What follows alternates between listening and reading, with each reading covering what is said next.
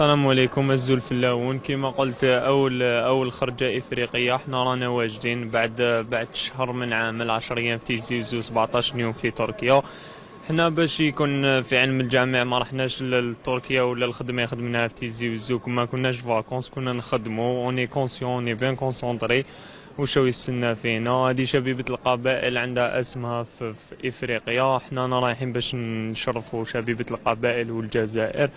انا واجدين ان شاء الله باش نروحوا نجيبوا نتيجة ايجابية اللي تخلينا ان شاء الله نوجدوا مباراة الوداد ومباريات الاخرين باريحية ان شاء الله. شفناك في نهاية مرحلة الذهاب عاود استرجعت المكانة ديالك بعد ما درت شفناك في التحضيرات الموسمية كنت في افضل مستوياتك، بعدها ما لعبت كثير، اليوم عاودت وليت هل نوفل ولد حمو اليوم جاهز لرفع التحدي مع شركة القبائل؟